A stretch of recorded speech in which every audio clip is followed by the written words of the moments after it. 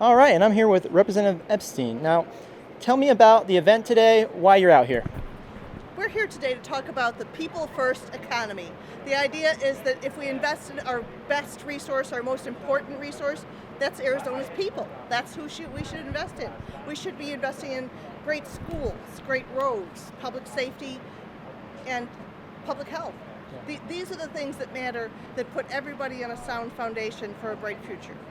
Now, I know this has been back and forth in the legislature, at least my brief knowledge of it, reading it, where a lot of these bills got vetoed by Ducey. Do you think that was part of the reason that your guys' opposition?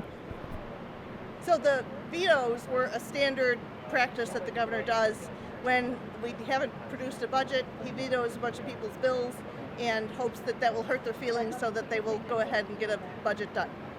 Fair enough. Now, what do you propose moving forward? I know you want to invest in schools, you want to invest in infrastructure. How do you use the existing budget? I think it's, and correct me if I'm wrong, I think it was around a $2 billion surplus. Is that correct?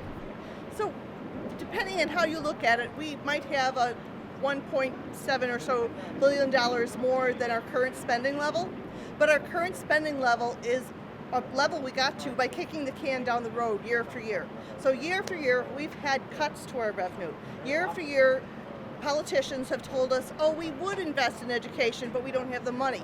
We would fix our roads, but we don't have the money. There's a road, it's called Hopi 60, but is an important highway from communities to schools and hospitals. It is not paved. It hasn't been paved for years, but it's very important, and this state will not fix it, will not pave that road. That's the kind of investment we need in people. We need roads to schools and hospitals. We need our educators to have a living wage, and we need our class sizes to be more reasonable. And speaking of infrastructure, I know there's big talk about Interstate 11, and obviously the federal government can come in and give grants for that if it's an interstate. Has there been any talk about any of those big highways that need improvements on your guys' end, and what do you see as the solution? Well, clearly, I'm a Democrat, so I believe in infrastructure. I know that a reliable road system is very important for commerce and very important for people to get to schools and hospitals.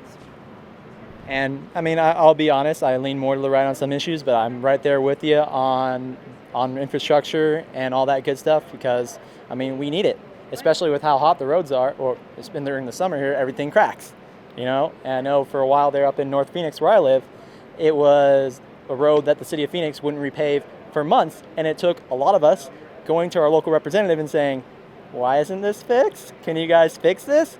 You know? Right, exactly. And so for many years, the problem was that the HERF funds were being swept. So HERF is Highway User Revenue Fund.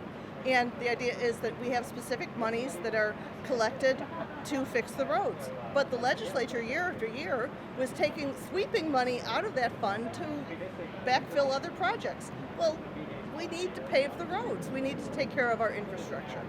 Can you see any scenario where taxes are lowered, but yet we still fund these needed programs? The Democrats, I led the Democratic caucus in developing a budget that did exactly that. No increase in taxes, and we still had a cushion at the end of $400 million left over. And we invested in teachers, we invested in children. Child care is another thing that we desperately need to invest in because people need to go to work and they need to know that their children are safe. With the pandemic, many child care providers went under, which really speaks to the fact of how badly they've been paid for years. So we need to make sure our caregivers have a better wage, and we can do that with a people's budget. By putting people first, we could make sure caregivers get a better wage, and that would provide better child care for workers, which provides happier, better workers for our economy. It's just an investment in our future. Fair enough. And is there anything else you would want to end on? Anything that you would like to tell the viewers? Sure. This budget that we've seen, the bill so far, is unbalanced and unethical. So it's unethical because it is a tax cut for the wealthiest. Only the very wealthiest, the richest 1% get the biggest benefit. That's unethical and unfair. It's unfair to you, America, Arizona, because you deserve better. And it's unbalanced because it is permanent cuts against temporary revenue. So it's setting us up for a terrible fiscal cliff in FY25. And That's an unbalanced budget. On top of that, some of the revenue that's in this budget is highly questionable. We just don't know how much we're going to get from gaming. We don't know how much personally, a lot of us think that the way the governor's budget has read online sales tax is not right, and it's overly rosy. And I'll end it on this, actually, because I had a good follow-up question for that. Do you see any type of situation where a flat tax could work if it was at a certain percentile? No, the flat tax is not the right way to go. And I have just the thing for you to explain it. In Arizona, when you look at our overall tax structure, so we take sales tax, income tax, property tax, we look at who's paying how much. Well, folks at the lower income levels are paying a lot more, a lot higher, like 13% of their income in state and local taxes. Meanwhile, those who make the most are only paying about 6% of their income in state and local taxes. So a cut for the wealthiest is going to make that gap even worse instead of better. So what we want, the Republicans talk about a flat tax as though it's like this, right? Everybody pays the same amount, but it's not flat across all taxes. It's only flat on the income tax. And the wealthiest pay the most in income tax, so it's a big help for them.